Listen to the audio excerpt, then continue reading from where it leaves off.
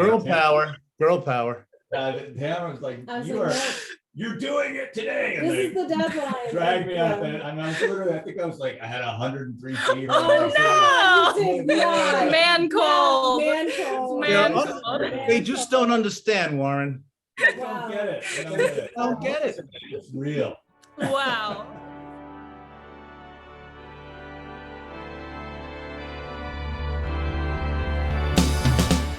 Classic pop culture. It's classic pop culture. Hosted by Steve Ludwig and Planet Ludwig. It's classic pop culture. It's classic pop culture. Classic pop culture.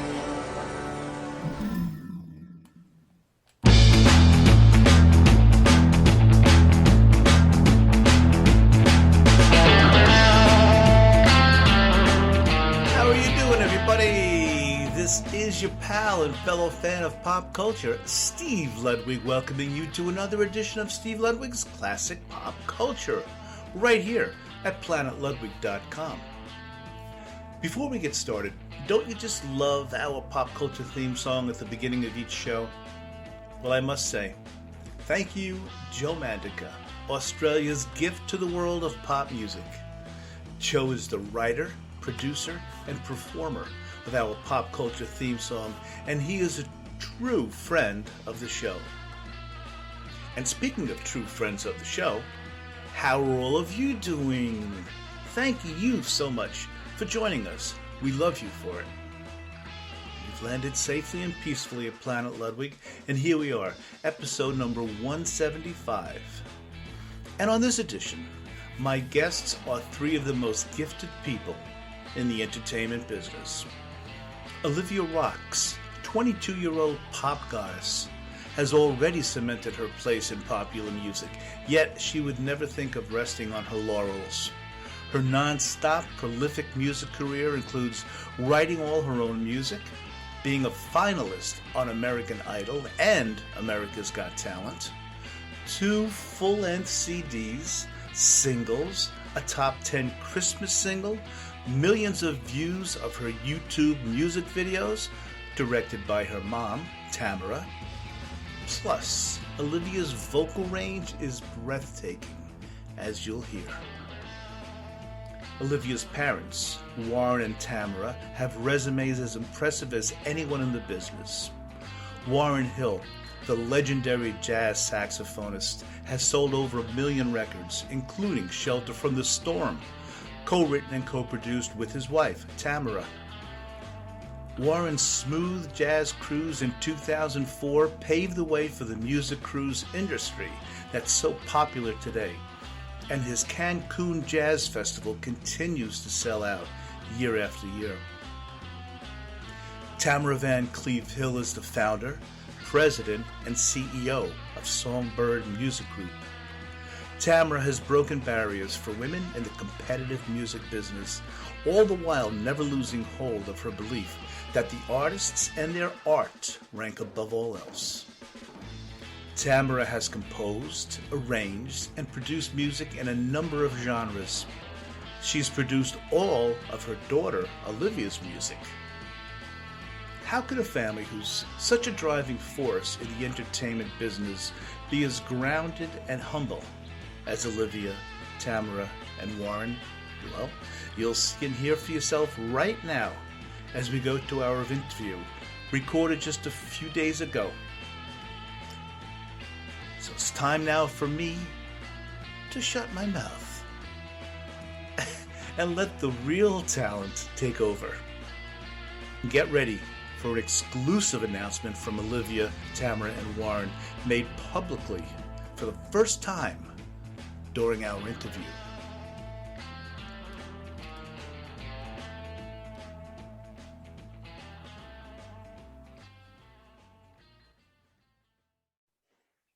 And you talk about talent overload, everybody. Here they are.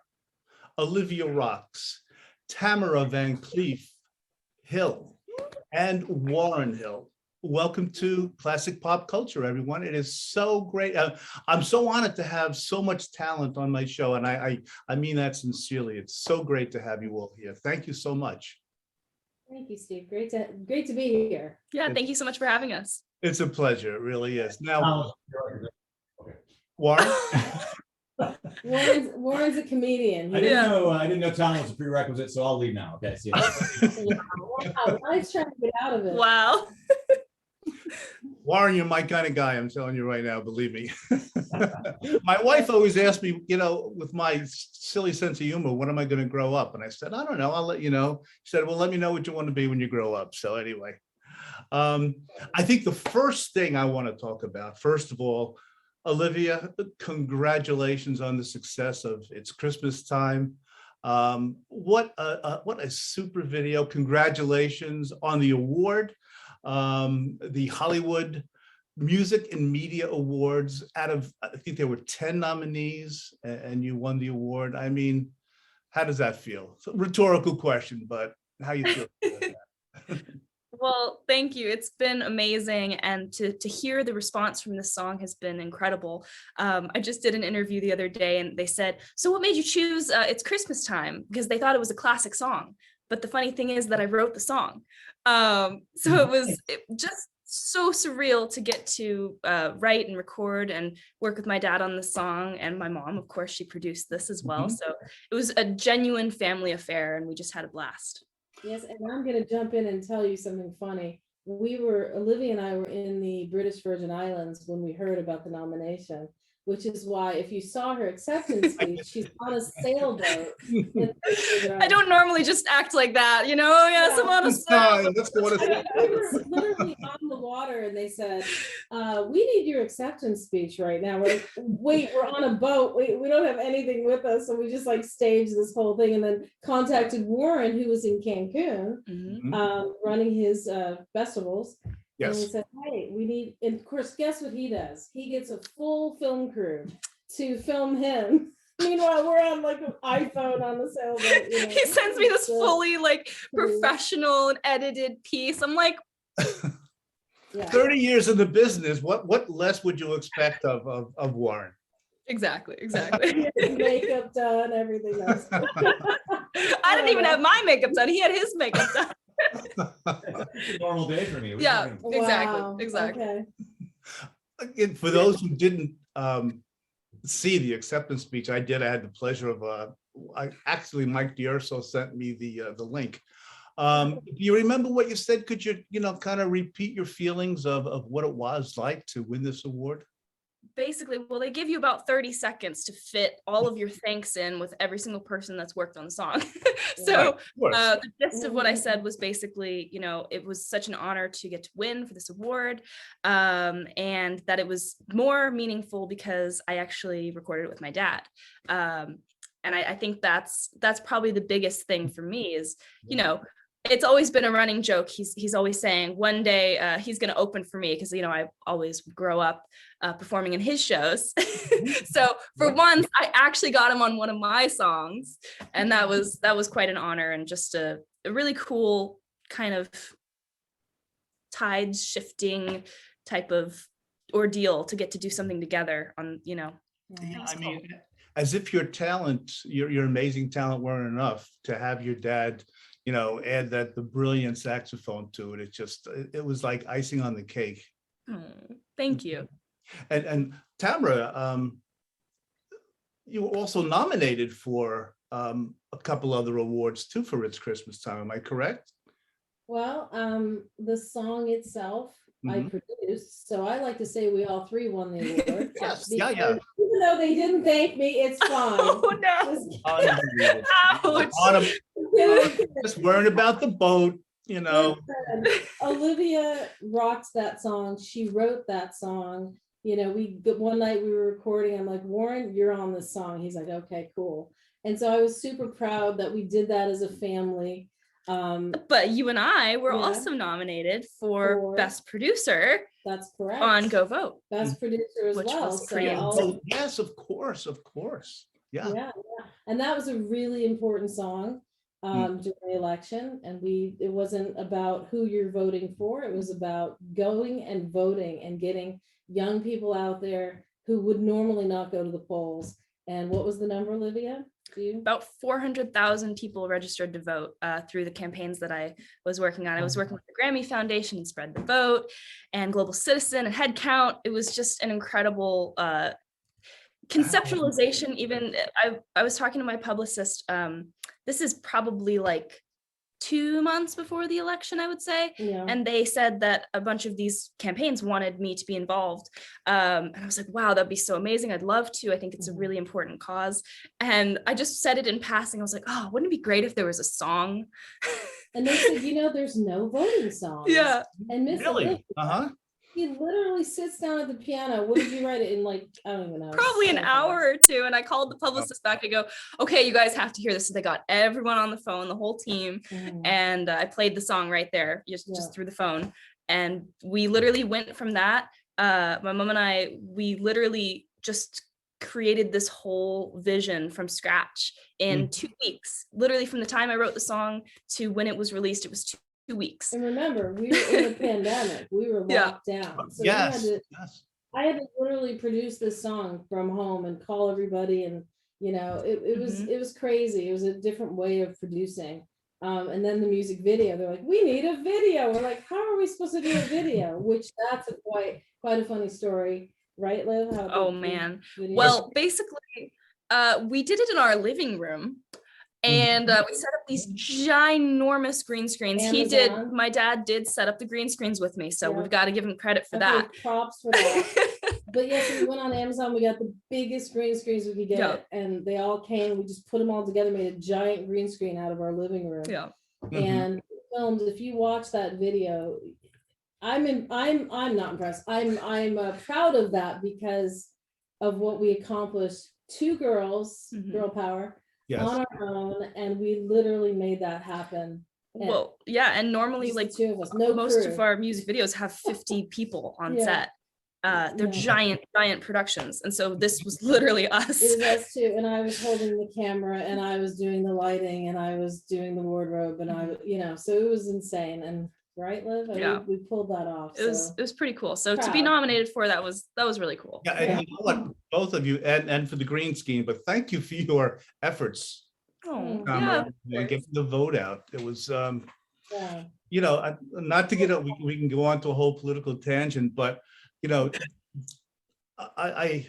being sarcastic. I love when some people say, you know what, I don't like either candidate, I'm not voting.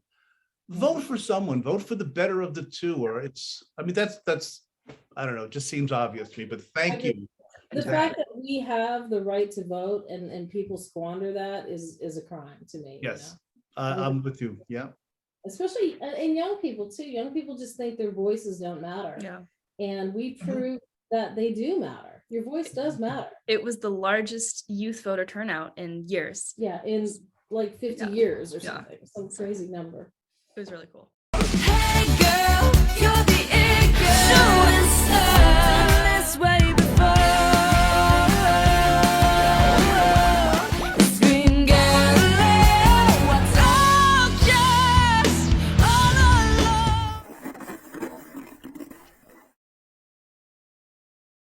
I know you don't think you matter. One voice won't make it better. But standing in a crowd is love. This is our superpower. Everybody wants to speak their mind. Yet so many will stand by as 4 years go by. We can't shout it from the rooftops. We can't scream it loud and non-stop. We can write it down on a note. Everyone get out and go vote. Go vote. I hear about the talk on the streets that nobody is ever listening. Why would anybody hear me if I was just a cog in the machine? If everybody thought they were small, then why should anybody speak at all? Everybody wants to speak their mind, yet so many will stand by as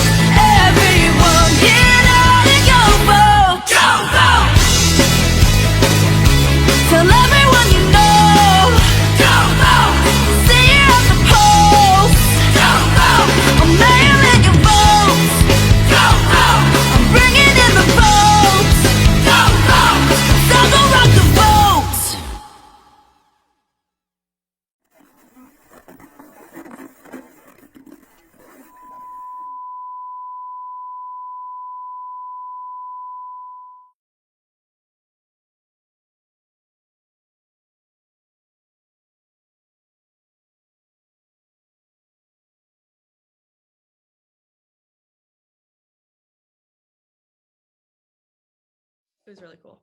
I want to watch It's Christmas Time in a second. But Warren, I mean, here you are, over 1 million records sold, 14, 15 CDs, I lost count. You've been all over the world. You've all been all over the world. What was it like performing in such a brilliant song with your daughter? Well, I think, was this the first time I've actually played on one of your songs? I think so. Okay. Yeah. So, I know I've sang on some of your songs in the album, but I Yeah. think this was the first tune that I wrote that you played on. so that was a long time coming, obviously. I mean, Yeah. I think we knew it would happen eventually, but it had to be the right scenario. And I think, you know, Christmas is all about family, and it made total sense, you know, to have me on there.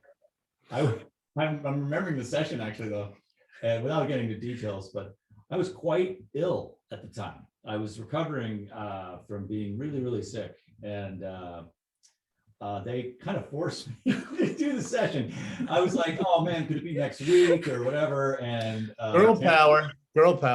Tamara was like, I was you like, are, no, you're doing it today. And this they is the deadline. dragged me up, Yeah. and I was literally, I think I was like, I had 103 fever. Oh, no! Yeah. Man cold. Man cold. Man Yeah, cold. They just don't understand, Warren.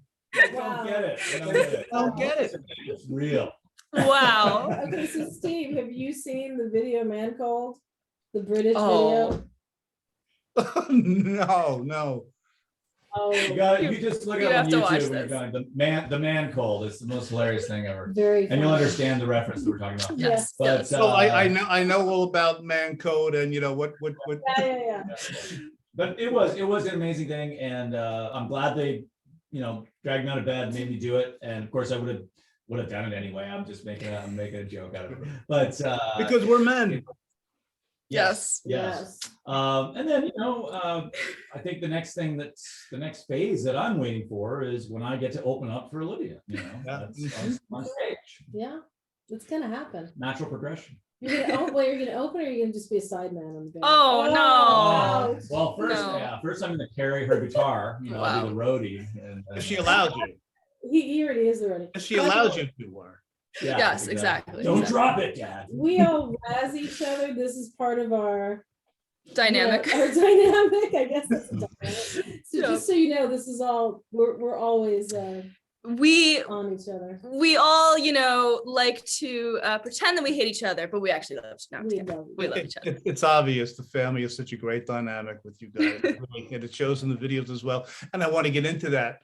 How about if we watch It's Christmas Time? Let's do it. And it's just such a cozy, loving family video. Let's check it out right now, okay? Enjoy, everybody. It's Christmas Time, Olivia Rox. It's Christmas time. Have the time of your life. It's time to celebrate. You know you just can't wait for Christmas time. I wanna see the snow falling down and a love all around. I wanna see your heart wrapped up in joy. I remember those sleepless nights with dream-filled eyes and peppermint skies above. I remember sitting at your bed, waiting long instead. Couldn't wait to tell you I'd heard it snow. It's Christmas time. Have the time of your life. It's time to celebrate. You know you just can't wait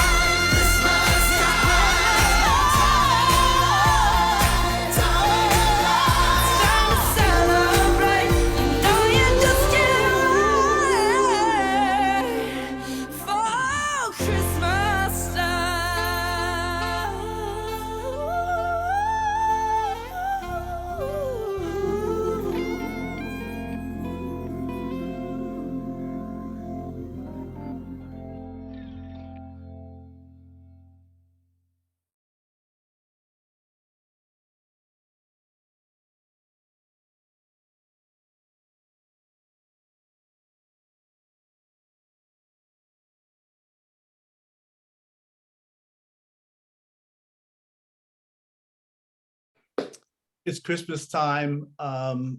Now that's the type of song that is undoubtedly, as Christmas after Christmas, is just going to gain more and more momentum, as if there isn't enough momentum already, Olivia, with this, with you winning the award. But it's such a beautiful, cozy, warm feeling video, and it's so well done. Thank you. It was cool because it was sort of a behind the scenes look at the recording process. And that was cool to share, because that's something that normally is very close to the chest. But it was really fun. I really enjoyed it. And I know, Tamara, you direct the videos as well as produce them. Was it Henri Lepew? Was he giving you any trouble in this one? So much yes, trouble, always. He was a pain in the ass directing.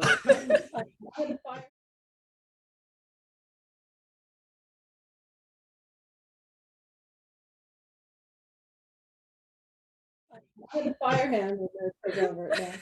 So I like this little thing. I always put Warren in the videos. I always do a cameo with Warren, so anyone who knows us knows that. A lot of people have no idea that it's him, because he's such a great actor. People don't know that about Warren, and he can do voices, like every voice, and he's so funny. So I have to put him in there. So yes, he was Henri Lepew. Yes, and the It Girl. I'll get back to that, but Olivia, I just want to quote one of your lyrics from the song. I want to hear the bells on the tree and be with my family. I only need you when I'm happy. That is the spirit of Christmas. It's in that couplet there. It's just beautiful, beautiful. Thank you so much. When I'm a retired English teacher, so I get nerdy about writing and things like that. And I just have to ask you, when you write, now I saw one of your videos, so I think I might know, but do you, are you at the computer typing, or are you a legal pad type of person, just writing, crossing out? And how do you write your lyrics down? Oh man, it depends. It depends on what the inspiration is. Sometimes I'll be, at my piano, and so I'll have maybe my phone or my iPad, but I also have so many books and journals. It's sort of an obsession at this point. I probably have a problem. It's hysterical. I used to be that kid who would bring a journal with me everywhere, writing my little books. And so I do think there's something really cool about having something tactile, when you can actually flip back, and it's almost like flipping through your memories, right? On your phone, it's a different thing because it's portable. When I'm touring or whatever, I always do it on my phone just because it's the most convenient thing. Yeah. But when I get the opportunity, I like to be inspired by some paper. And I also have an issue with doing it on loose paper. I find that I do a lot of my lyrics on loose paper, and that does not always end well because some lyrics have gone missing. Where's the other verse I had here? Yeah. Warren, how about you, Warren? When you write your music down, are you a legal pad guy? No, I mean, for me, it's usually instrumental ideas. So I use either, back in the old days, it was a dictaphone around with me wherever I was. I've written songs like on a chairlift, downhill skiing, and wherever the spirit hits you. Wherever it hits you, you just got to have that thing. But we didn't have iPhones and things back then, so in the 90s. But then when the iPhone came in, you got the little voice memo app. That was like a game changer for me too. So I just have a lot of, if I'm walking, I usually have to be out of my normal element, doing something where I'm alone with my thoughts. That's kind of scary. Yeah. I just, jot down the ideas. But Olivia is kind of a freak of nature. She will, when she starts a song, she sits down and finishes it. It's all one process, in 1 hour, like she said, the other song, Go Vote. It's crazy to watch. I mean, as a musician for, my entire career and everything, and being a songwriter, Tamara and I have written songs. We wrote we had Hot AC, top 20 song that we've written, and some other stuff that we written together. And for us, it's a process. And I spend a month on a song. Yeah. Olivia just does it in an hour, and it just makes me so bloody jealous. I can't even believe it. Oh. She's doing the words, the music, the melody, the harmony, the arrangement, the whole thing is done. Complete. It's complete. Yeah. We kind of if you're witnessing it from the other room, you don't interrupt her, but it's like you kind of see that process that she goes through, and it's incredible. It's incredible to watch. I don't know what sort of, was it extra Wheaties we gave her when she was a kid, or I don't know. Warren, if she keeps it up, I just wouldn't carry her guitar anymore if I were you. Yep. No, what's going on here? Charger. Tamara, I have to, first of all, I have to give you all the props in the world for you being the president and CEO of the Songbird Music Group Incorporated. And if I may paraphrase the mantra, artists first, artists create, and you take care of the business. That's so commendable. Can you talk about that a bit with me? Yes. Well, I've been in this business a long time, and I feel like all of the things I've been doing for all these years have come to a culmination to this moment of running this label. And I feel like with the artists, Olivia being one, Warren being one, and other ones that we are nurturing at the moment, we like to take it like it's literally a boutique label where we can take every artist to their fullest potential. And I feel like that is our motto. Like I want to, from A to Z, like take that artist and let them dream big and go for that, and be true to who they are as an artist. Because I was an artist years ago, an alternative rock singer, and I was told what, they tried to tell me what to be like and what to sing, and I just, I did to a certain extent, what's the word I'm looking for? Let them mold me a little bit. You almost have to, though, right? Warren, you know that. I'm sure you know that, yeah. But I hated it. I wanted to be the artist that I wanted to be. And I think that's really our motto, is like for Olivia, we let her be herself, let her be free as an artist. And I think that's super important, because you're not getting, CEOs of a label or managers, of a label telling you who to be as an artist. You're getting the purest form of the artist with Songbird, like the real deal, And if I may jump in, I don't know if I explained that well. No, I think so. Absolutely. I think another cool thing though about my mom, and why I respect her opinion so much, is that she's not a yes woman. That could be, artists first could be construed as, oh, we let you do whatever the heck you want, it's all you. But the cool thing about her is that she's very honest with everyone. And if something is not working, she's going to be the first one to tell you. She's going to be the first one to explain it to you, the industry, and this is why this is happening. This is what we should do to fix this. What do you think? You know what I mean? So it's a very which is what, as an artist, of course you want, right? And oh my gosh, yeah, absolutely. You never want someone around you who's just going to be like, oh, you're amazing, you've got you know what I mean, and just stroking your ego. It's not what you want to grow as an artist. So it's really, I think the way that she is a CEO is she does help artists grow to their fullest potential. Well, I'm a creative CEO, and that's the difference with most of the people I've dealt with at some of the bigger labels, is they're not creative. Sorry, but it's true. And I mean, yeah, there are a few great ones. Matter of fact, I'm not going to name names, but someone who was at Warner Brothers was one of the most creative ones, who I adore. He signed Olivia to her first deal when she was 15. But anyway, I like to, like with Olivia, when she writes a song, I like to call myself the protector of the vision. I know that sounds really weird, but no, it's very, very well put.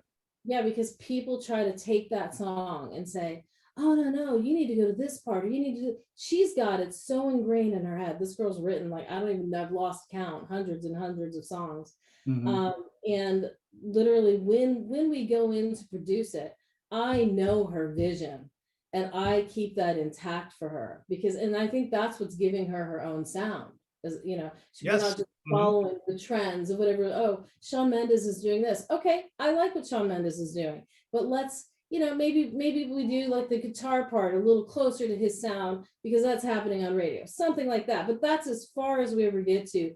copying whoever else is on the radio. Yeah. Because if you listen to the radio, everything starts to sound the same. And it's so fleeting as Tamara, well. yes, I hear you. Yeah. Yeah, so we try to stay true to the art that we're making, that's coming out of us pure. And I'm the most proud of that. And that takes it from the song to the video to everything we're doing is part of that, like making that song have a life of its own. Sure. Olivia, there is, after looking, watching many of your videos, especially preparing for this interview, there is an Olivia Rox sound that does set you apart from your peers. Thank you. Thank you. Yeah. And even the videos, Tamara, so many props to you. The videos are just so much fun and interesting to watch. And I like the prologues in many of them. It's just, it's Olivia Rox incorporated almost, because you know what you're getting with Olivia Rox, that it's not just Tamara, like you said, it's not just another, now who's this on the radio? It could be 20 people because they all sound the same, but you have your own style, Olivia, and it's really, as a music lover, it's appreciated. Oh, I'm not a corporate artist. I think that's the most important thing, and it's about being a true artist, I think, is really just not compromising. Do you know what I mean? And yes, saying, it's almost like peer pressure, right? If everyone's jumping, are you going to jump? So yeah.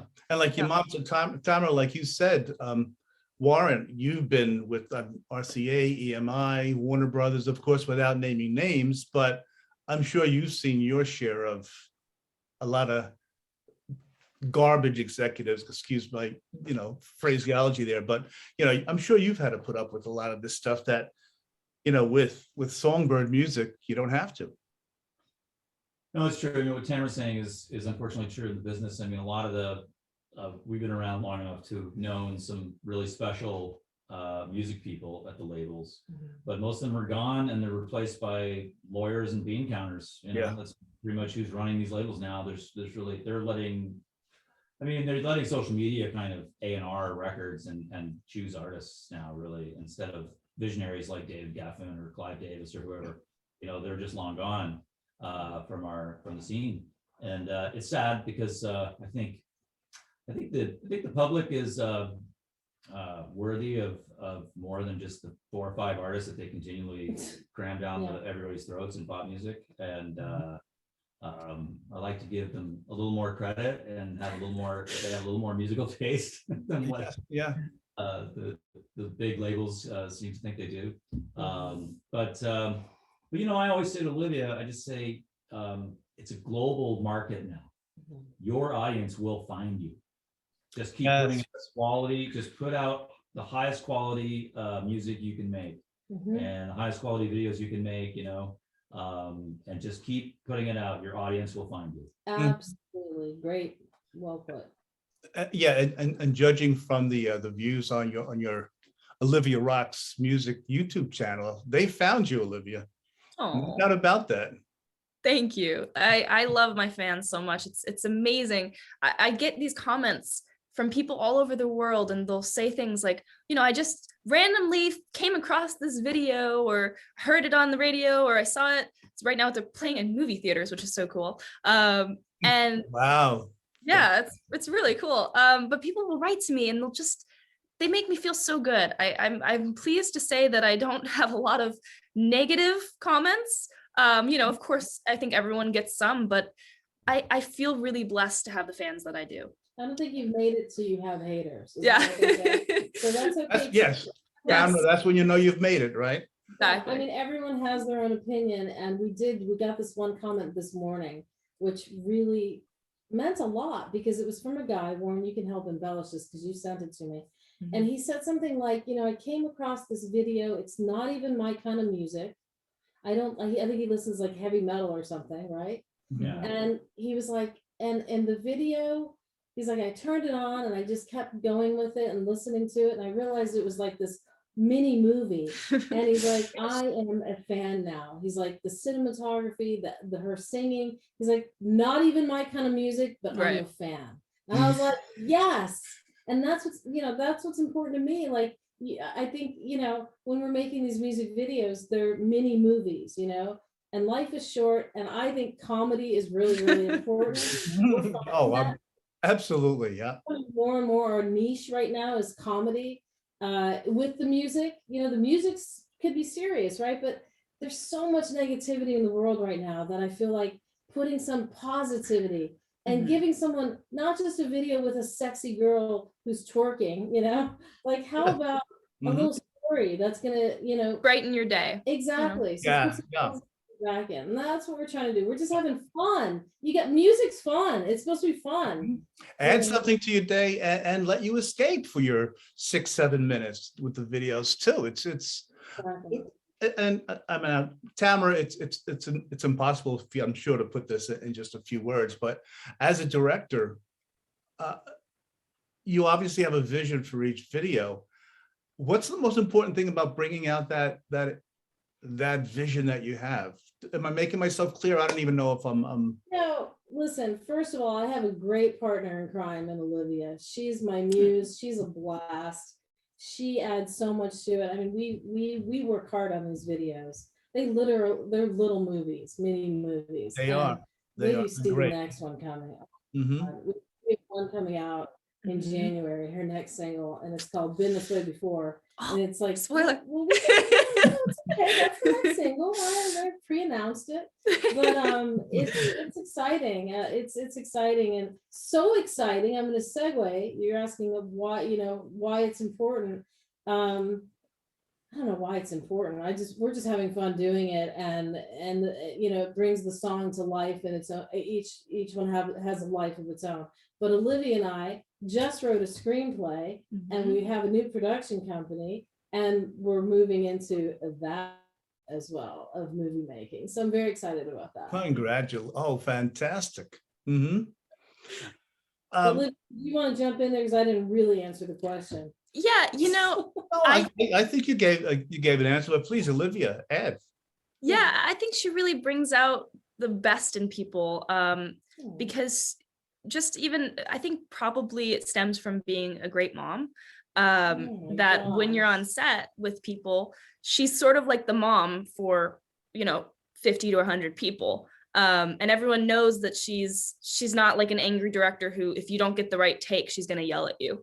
You know what I mean? She's like, okay, let's get this better. You can do better. And she's had so many people who have contacted her after the fact, or even at the wrap of the shoot, who say, you were my favorite director that I've ever worked with. You were the best director I've ever worked with. And I think that is probably the highest compliment that you can receive as a director. Because these actors, these crew, they've worked with everyone. They've worked on, Netflix productions and the big labels and like across the board. So to hear a compliment like that, I know that makes you feel really good. Literally, I have chills from you saying that, because it means the most to me. I mean, I'm gonna cry right now because, on Princess, the Italian actor who plays Olivia's love interest, his name is Federico Pedroni, and he's a big actor in Italy. He's a big actor. He's a good one. My wife's Italian, so I've got that down. Hey.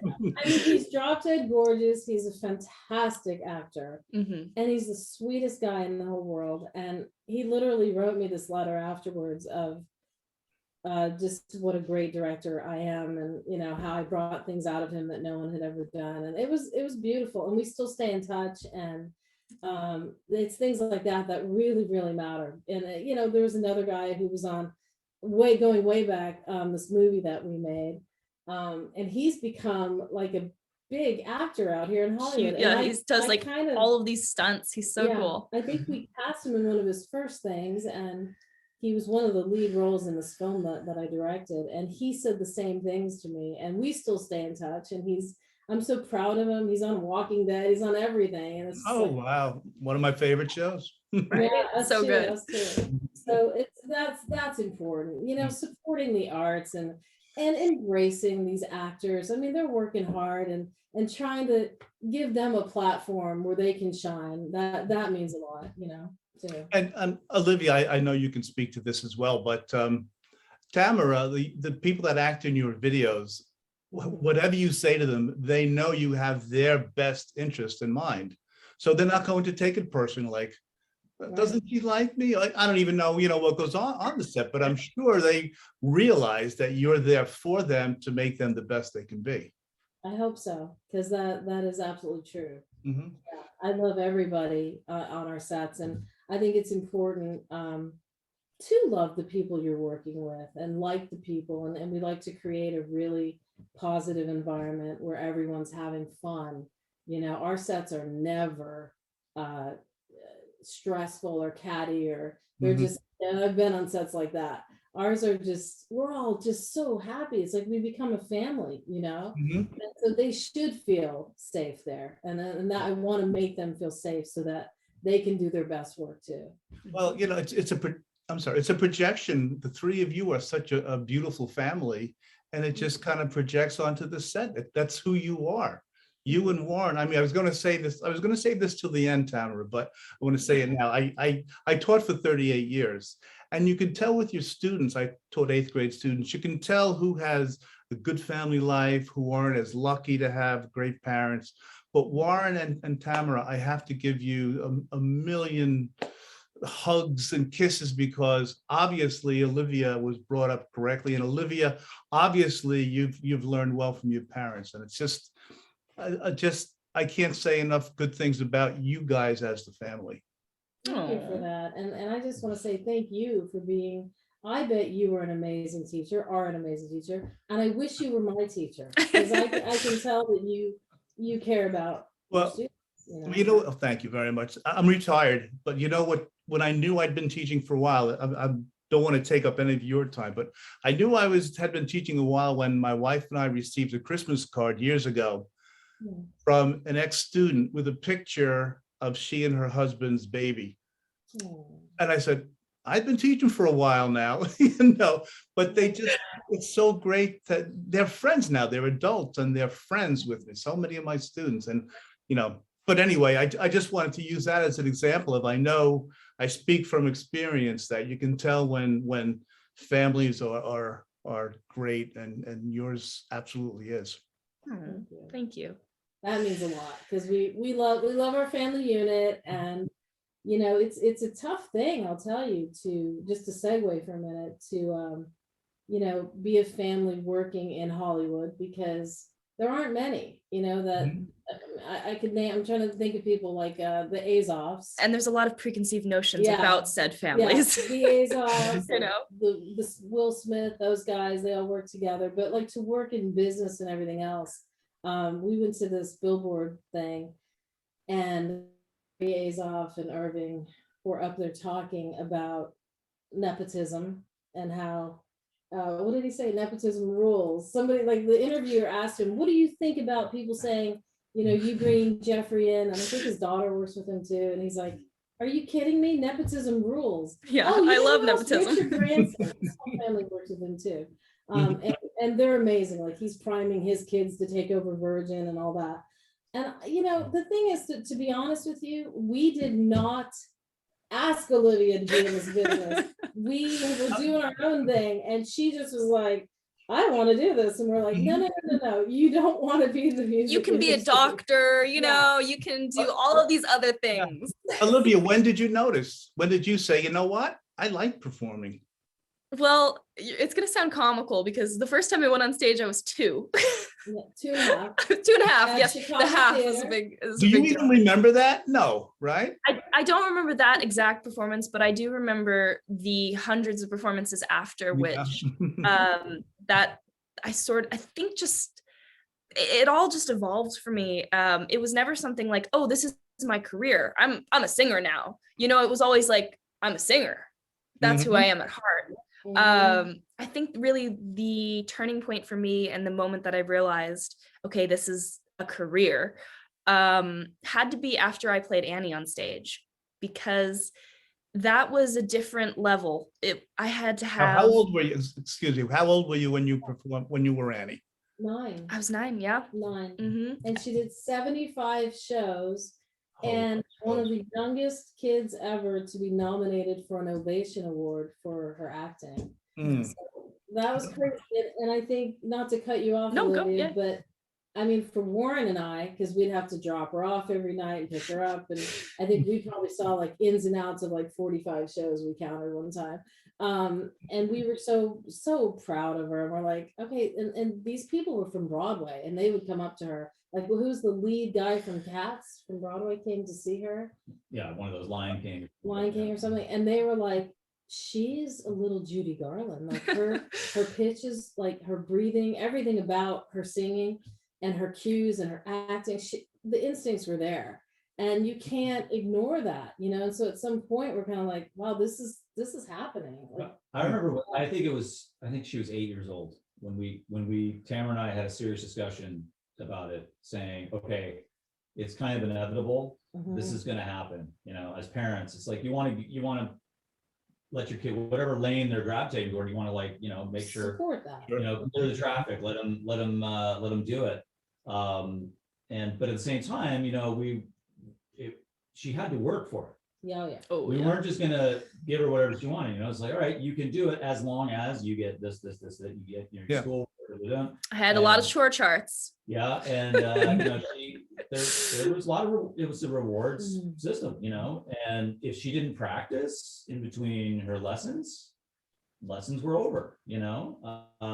But we realized when she was 8. For me, I think the watershed moment for me was Korea.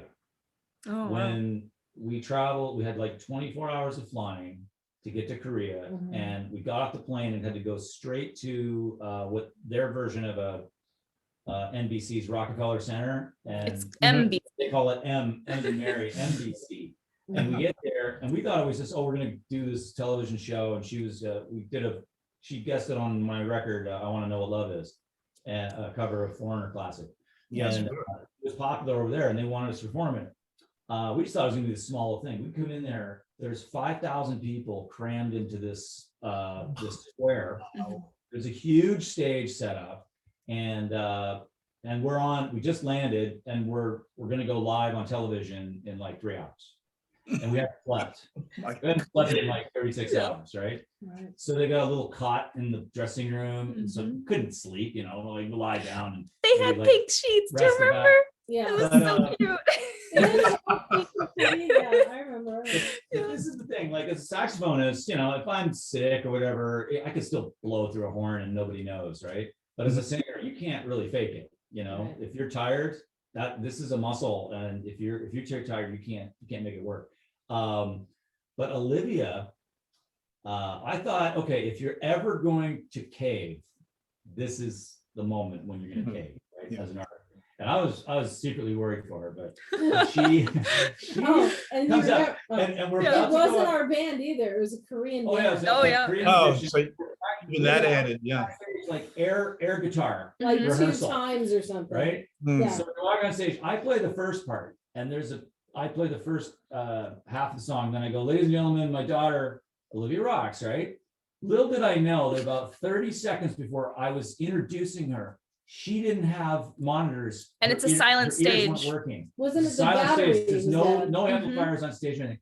I'm backstage, so brown. Quickly, so she's trying to. Nobody speaks English. She's like, I can't, you know. And they realized the batteries were dead on her little pack, right?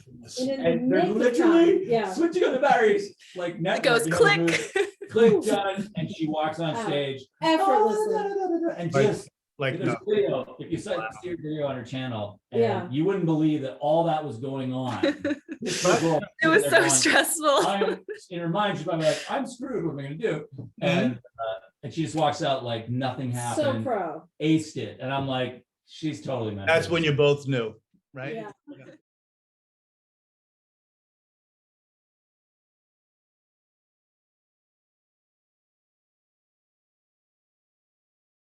Definitely a moment. And when she was little, we never said, hey, do you want to sing on stage? Because she'd be on tour. She grew up like on tour. She was homeschooled and everything. But she would come to us and say, can I sing on stage tonight? And Warren's like, okay, this is a jazz show, really? Like, but he was so sweet. He's like, yeah, of course. And what are you gonna sing, honey? So he was novelty at first. And the funny thing is the jazz audience, jazz fans, grew up listening to Olivia, or Olivia grew up performing to them. And yeah, that's what I meant to say. Olivia grew up performing. And now to this day, they still love her. I still have a lot of fans in the jazz community, which is really cool. Yep. I had watched a couple videos of you, Olivia, but when you mentioned how she, you can't afford to be sick. Well, you can't afford to be sick, but you have to come out with your AGT video. Oh yeah. You were so sick the night before. I mean, we could spend a whole other show, and I hope I can have you guys back sometime. But just to talk about America's Got Talent and American Idol, and Warren and Tamara, your careers, there's just so much to talk about. But can I don't want to keep you too much longer, but there's a couple more videos I would love to talk about, if I may. Sure. And I have my lyrics down here, Olivia. So with the video Shooting Star, here's something that I just want to quote. Looking at the world from here is so surreal. Just like a dream, I know can't be real. Soaring high above the sky, I just passed cloud 9. Now, just past cloud 9, I mean, it's such a great description of how happy and how much higher can I get? I'm even above cloud 9, and that's such a brilliant lyric. Thank you. I appreciate that. It was this tune, actually, to be honest, all of the songs that I write for myself first and foremost, whether it's to help me get through something I'm going through my life, to inspire me, or just something that maybe my friends told me about and I want to write it down. I want to save that memory.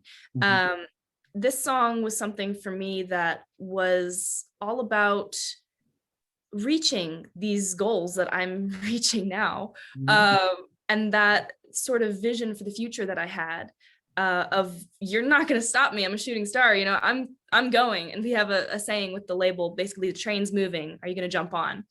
And in a way, that song sort of encapsulates that feeling as well, because it's not about stopping. Oh, someone needs something over here. I'm going to stop my career and stop everything in my life to do this. This is moving. This is going to be, this is what I do for my life. And I know that. And it was sort of a commitment to myself that I made with that song. So it was really cool to get to release that. May we watch it right now and share it with the audience? Go for it. Yeah, we filmed this video in London. It was very fun. Oh, beautiful setting. Here we go, everybody. Shooting Star, Olivia Rox.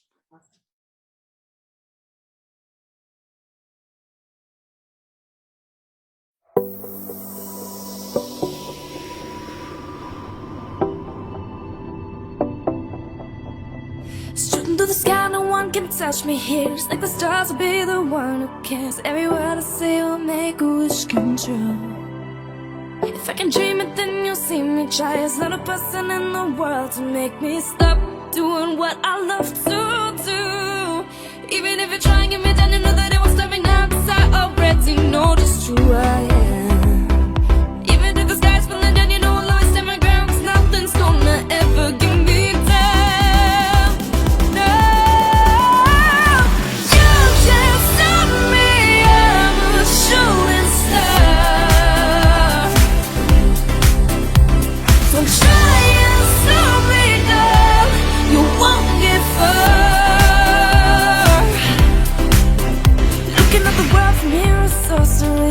Dreaming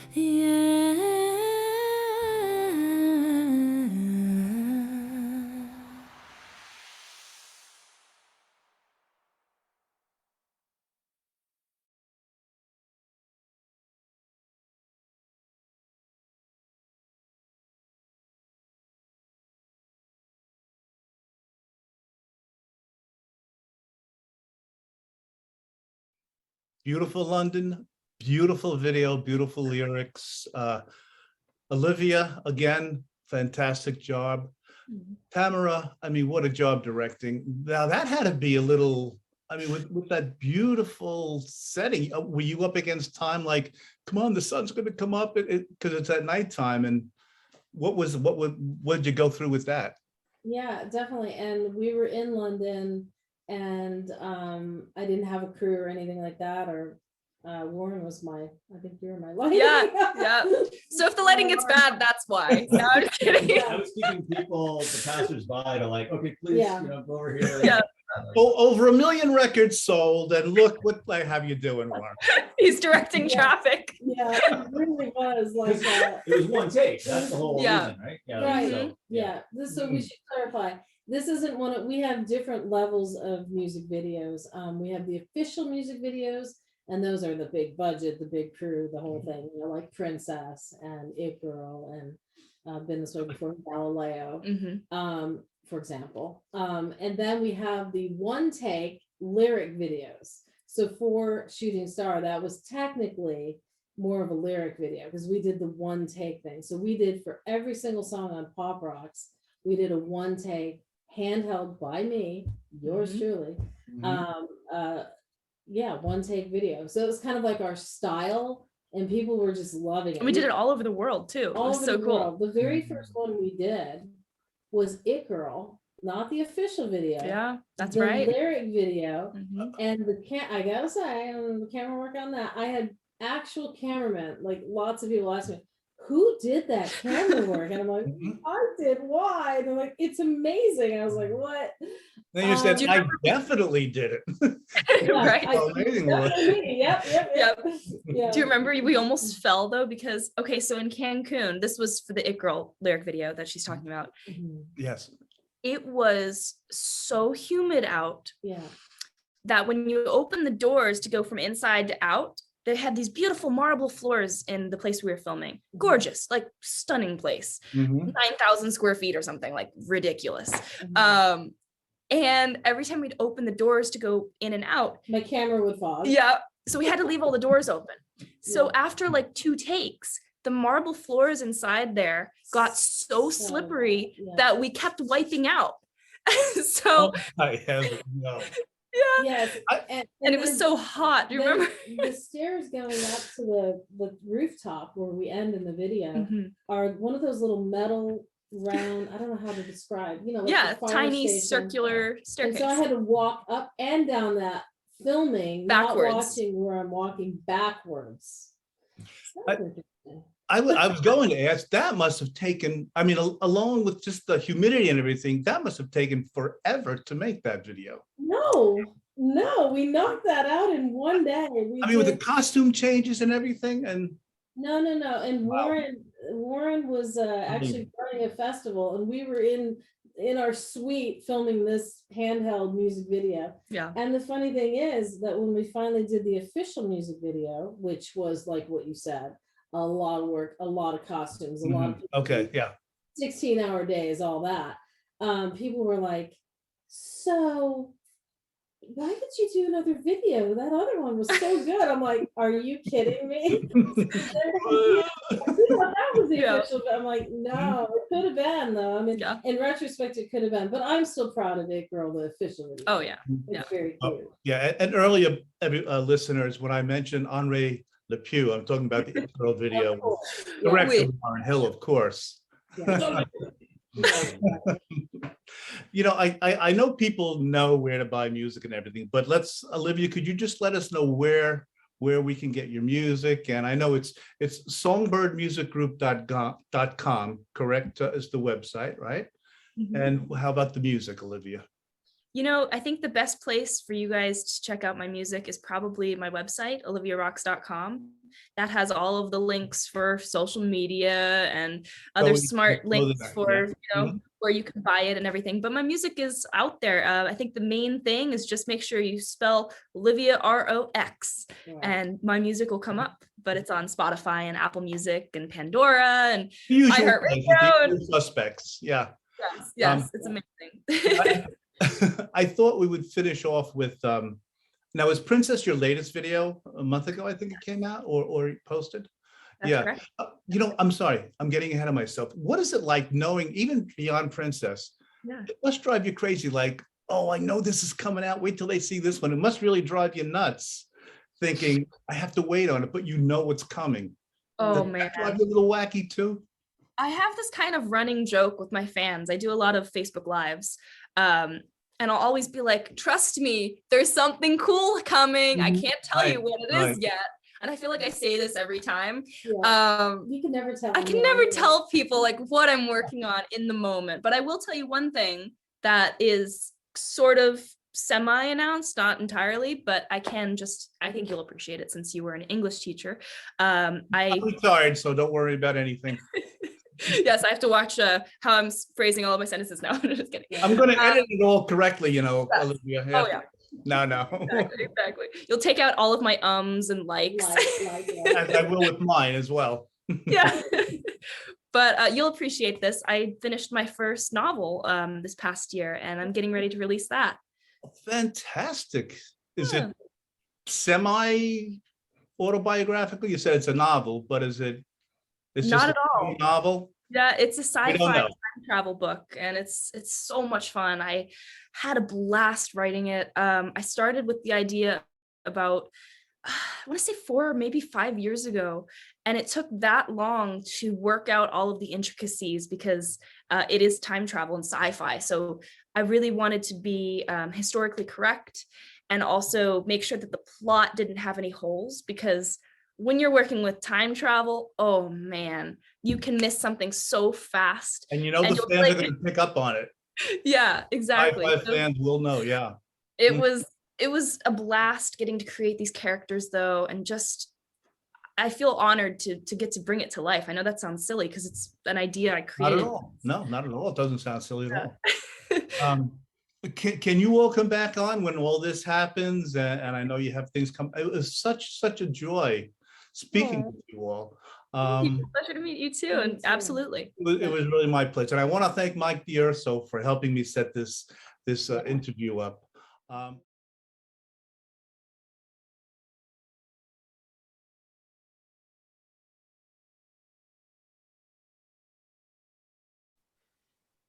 Family, you have an exclusive. You have something to tell us, to share with us. Please do. Well, it's pretty exciting. As you know, as you've seen throughout this entire interview, we do work together on a lot of things. And this is the first time that we are kind of going into my dad's space because he is incredible. He's the guy that literally started these artist branded cruises back in like 2001. And so that sort of morphed into this new company, which is not really new. It's been going for 6 years or something now, called Music Getaways. And it's incredible. He does music festivals a lot south of the border, but basically the definition of music getaways is it's your favorite music at your favorite destinations. So it's always like a vacation all together with a festival. Not to interrupt. Yeah. Props to you, Warren, because you were the forerunner of these cruise, these great jazz cruises and music cruises. So great going, Warren, really. Well, and so segue into what Olivia's saying. So we're now, because Olivia's been very, very integral, and Tamara, it's still, even though it's, I'm the CEO of Music Getaways, it's really a family business. And we're starting a brand for Olivia as well, festivals, and they're called Rox Fest, ROX Fest. And fantastic. This is a idea from her brainchild, to go through the decades. She's like, you can probably hear it in her music, she really pays a lot of respect to who came before her and everything. Absolutely, it's very evident.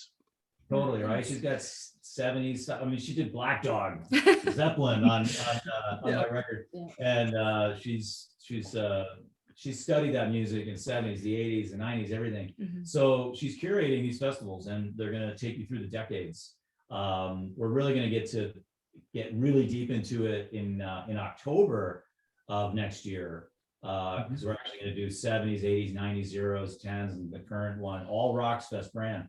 But they're going to kick it off this May in Los Cabos, Mexico.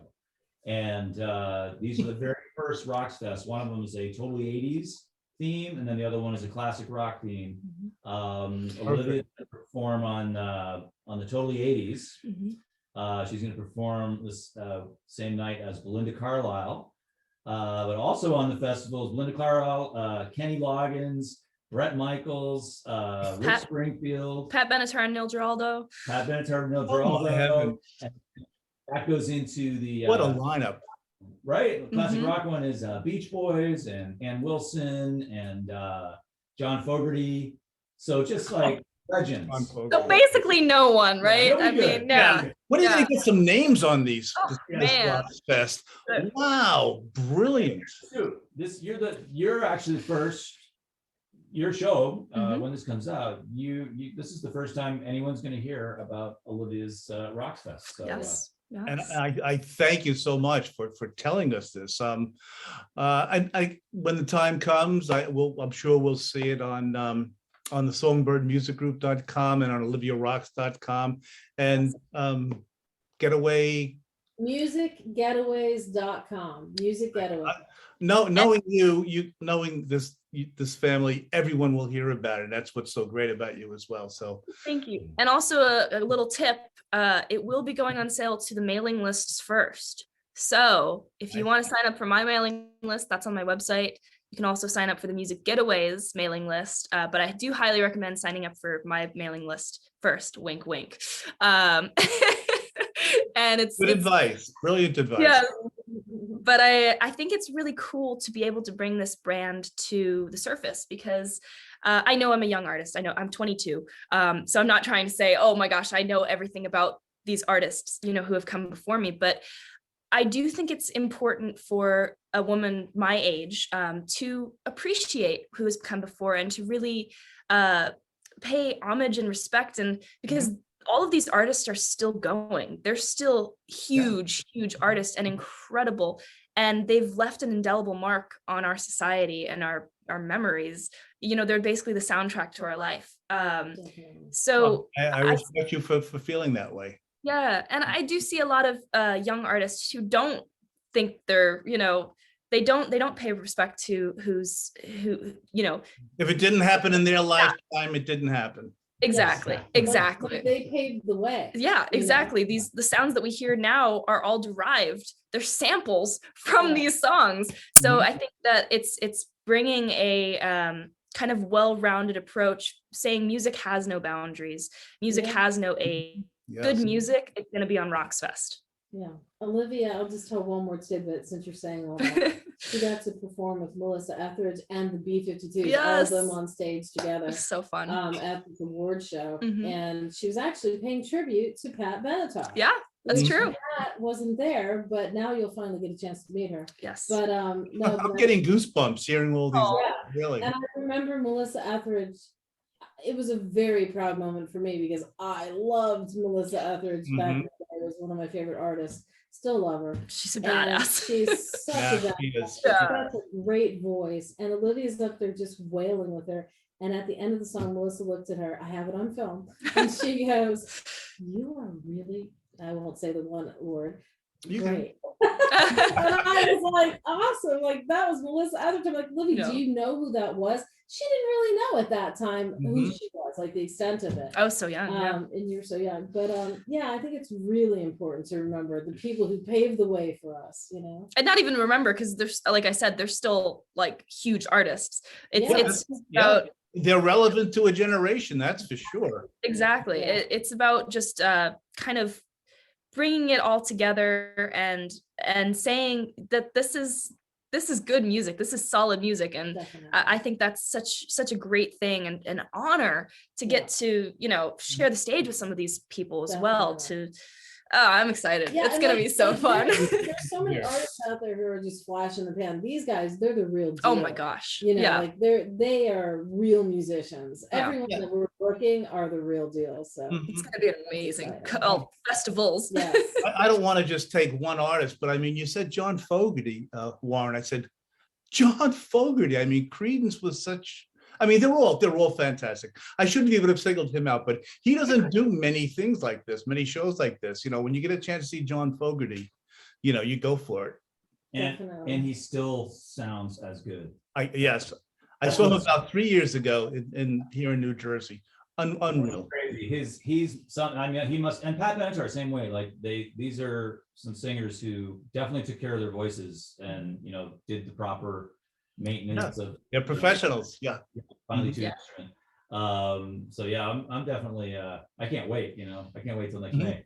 And neither can we. For us. And speaking of great, then not to toot my horn, but the Jazz Fest, we have no pun intended either there, right, Warren? Not but you're gonna look at this. It doesn't have to be on the record. But Jazz Week, it's kind of like a legendary month of May that we're presenting down there. We have George Benson on the Jazz Fest. We have George. Gladys.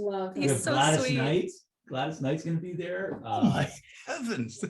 Who else won Jazz? Like the lineup's just crazy, right? I don't know. But just Gladys and George, that's insane. Tower Power. Like you need more than that. Right, I know. Right. And then Soulfest, you've got like Babyface. insane- Babyface is coming. It's just it's gonna be a crazy. We go 19 days straight of music. Boy, I mean, thank you guys for keeping the music alive. I mean, music lovers like me, I'm a child of the 60s. That's how far back I go. And I appreciate, Olivia, I appreciate your music today. And Warren and Tamara, I appreciate all you've done in the music business and you continue to do. And you guys are just the best. Thank you. Thanks. Thanks for having us on, and we hope to see you soon. Come to the See you soon. festival. Yes. Yes. Oh, I'd love to. And my wife would love to come with me as well. Definitely. All right. Thank you all. You're the best. Thank you so much. Thank you, Steve. Take care. All the It's best. nice to meet you. My Bye. pleasure.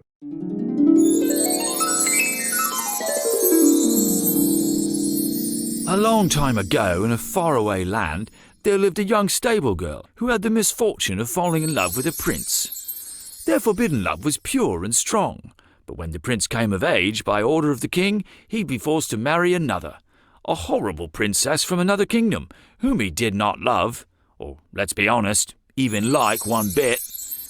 He still dreamed that he'd one day marry for true love, but alas, life's not always a fairy tale. Or is it?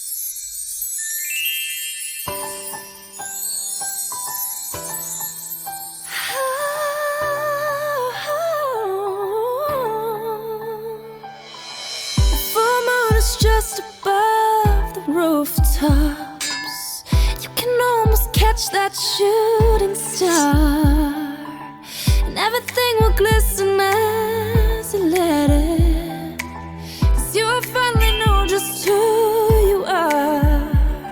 If only this could be a fairy tale, then I would be your shining star.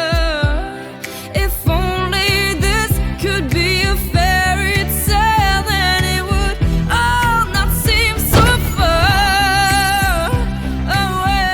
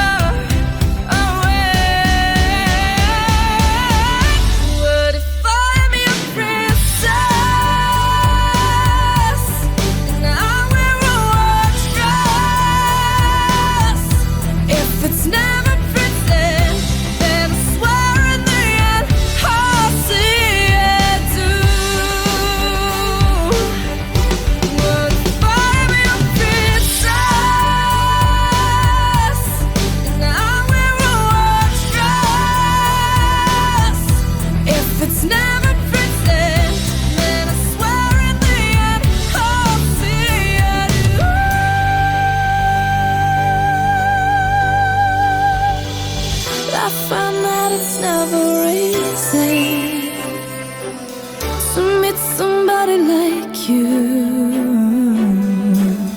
I've always wanted this feeling, but only now is it true. And I know that I love you.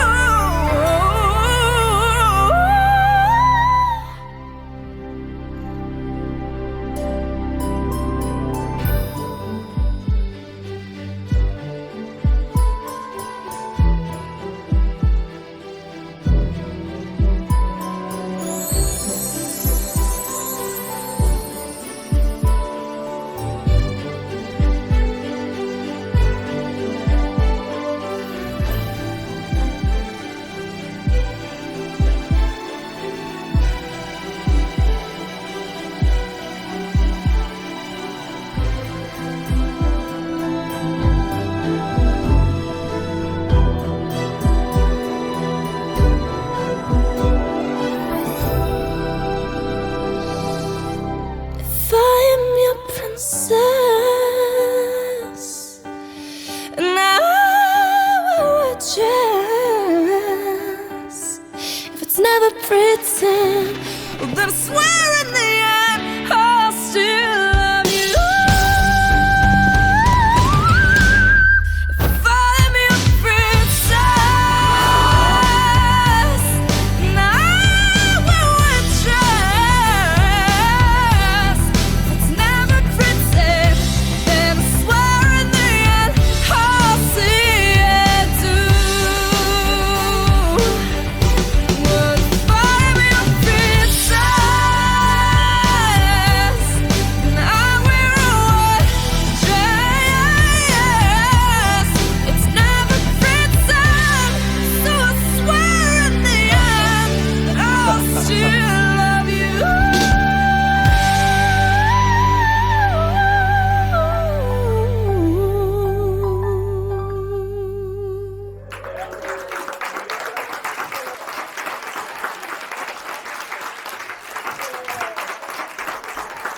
You didn't really think he was going to go through with it, did you? Of course the prince marries the stable girl. And they lived happily ever after. The end. I mean, I suppose it's the end. I mean, I would assume there's going to be another video, like, you know, with kids and things, and they're running around, like, teaching them the bows and arrows and sword fighting and those kinds of things. The full moon is just above the rooftops. You can almost catch that shooting star, and everything will glisten as you let it. 'Cause you will finally know just who you are. If only this could be a fairy tale, then I would be your shining star. If only this could be a fairy tale, then it would all not seem so far away. What if I'm your princess, and I will watch right?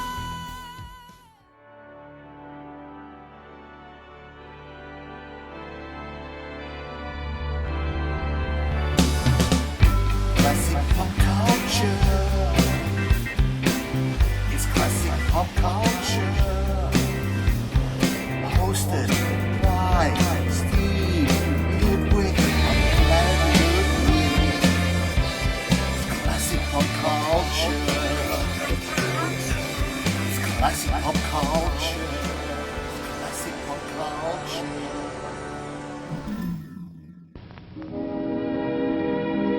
And now, folks, it's time to say goodnight.